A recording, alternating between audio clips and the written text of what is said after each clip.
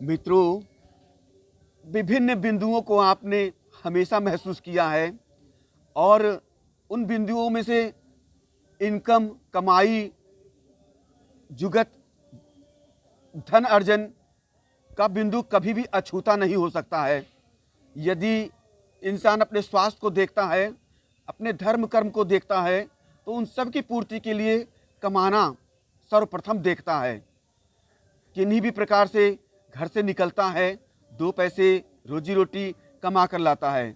बिना कमाई के किन्हीं भी प्रकार का बढ़ोतरी, किन्हीं भी प्रकार की पूर्ति, किन्हीं प्रकार की संपूर्ति, प्रेम, आदर नहीं संभव है। लोग लाख कह दें कि मुझे पैसे की वैल्यू नहीं है, पैसे को मैं वजन नहीं देता हूँ, लेकिन वो दिल से नकार नहीं सकते हैं कि पैसे कमाना ज़रूरी नहीं है। पैसे कमाना हर हाल में ज़रूरी है। और इन्हीं बिंदुओं के परिप्रेक्ष्य में मैं अपनी बातों को रखना चाहूँगा। जैसे कि कहावत में कहा गया है, बाप बड़ा ना भैया, सबसे बड़ा रुपया।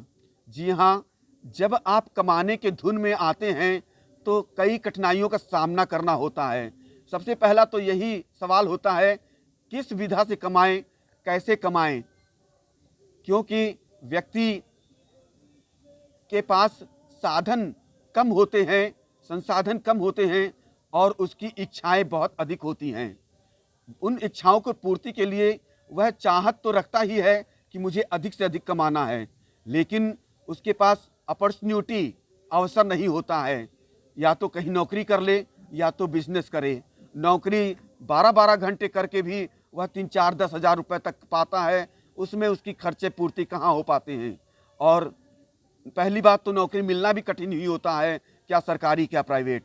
और बिजनेस के लिए तो बड़े बड़े शोरूम बनाइए, छोटी दुकान भी रखिए, लाख, 2 लाख, 4 लाख, 5 लाख भर्ती भरिए और इंतज़ार करिए 2 साल, 4 साल, 5 साल, कब आपकी इनकम बढ़ती है, कब आप दुकान का खर्चा पहले किनारे निकालते हैं, अपने ऊपर करने वाला खर्चा निकालते हैं, तब कहीं जाके प्रॉफिट को विचार में आता है और परिवार को दौड़ के लगाते हैं, परिवार के लिए खर्च करते हैं। दोनों ही विधाएं इतना आसान नहीं हैं। क्या कोई ऐसा विधा और अवसर है जिससे आप कमाई कर सकें और इन सब विधाओं से जो निगेटिविटी होती है, जो कठिनाइयाँ होती हैं, उससे मुक्त हो पाएँ? नौकरी में तो बॉस के नौकर होते हैं, वो कहेगा तुम्हें यहाँ रहना करना है तो करना है, नहीं तो नौकरी छोड़ दो। चाहे आप घर में कितनी इमरजेंसी क्यों ना लगी हो, आप नौकरी तो नौकर की तरह ही करना पड़ता है। और बिजनेस में जितना अधिक अमाउंट लगाए रखिए उतना अधिक रिस्क रहता है। आप कुछ भी नहीं कर पाते हैं। मान लीजिए 10 दिन अपने दुकान बंद कर दिया, तो खास अवसर पे चले गए, शादी ब्याह या किसी मर्गी इत्यादि कार्यक्रम में, तो आप 10 दिन बाद आप दुकान खोलते हैं तो आपकी इनकम पूर्वत नहीं होती है। फिर से रन कराने के लिए 15 दिन, 1 महीना लगातार दुकान खोलते हैं, तब कहीं जाके ग्राहक वापस आते हैं। क्या कुछ ऐसा नहीं किया जा सकता है जिसमें भर्ती बहुत कम लगे, जिसमें आप अपने इंजॉय, इतने आवश्यक कार्य, शादी ब्याह, किसी विशेष कार्य, मृत्यु कार्यक्रम इत्यादि में चले जाएं और आपका बिजनेस को प्रभावित ना होने पाए? ऐसा समाज में है, ऐसा अवसर है जिसे हम लोग खास बिंदुओं में जानते हैं, जो है डायरेक्ट सेलिंग। जी हाँ दोस्तों, जो पारंपरिक सेलिंग के माध्यम से व्यक्ति खरीदारी करते रहे हैं, उनमें व्यक्तियों को बीच के मिडिलमैन और प्रचार करने वाले हीरो हीरोइन बहुत सारा अपना प्रॉफिट परसेंटेज ले लेते हैं और कंपनी से बना हुआ 40-50 रुपए का सामान और कस्टमर को सीधे 100, 120, 150 में मिलता है। मिडिलमैन की आवश्यकता कस्टमर को क्यों है? मिडिलमैन की आवश्यकता कस्टमर को बिल्कुल नहीं है। इसलिए यही कॉन्सेप्ट विदेशों में 200 वर्ष से भी ज़्यादा अच्छे ढंग से चलता जा रहा है और लोग अपनी सपनों को पूरा करते हैं और धन अर्जन भी करते हैं, परिवार भी अच्छा चलाते हैं।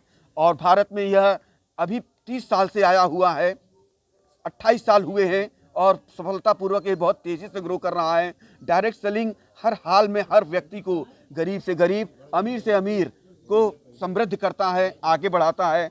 कॉन्सेप्ट समझ में आ जाए तो यह इतना गुणोत्तर लाभकारी है कि व्यक्ति का व्यक्तित्व, बहुत सारे स्किल और बहुत सारी खुशियाँ आगे ही बढ़ती जाती हैं। मैं अपनी वाणी विराम दूंगा। मेरे चैनल का नाम डॉक्टर राकेश अयोध्या 39 है। बहुत बहुत धन्यवाद, बहुत बहुत शुक्रिया।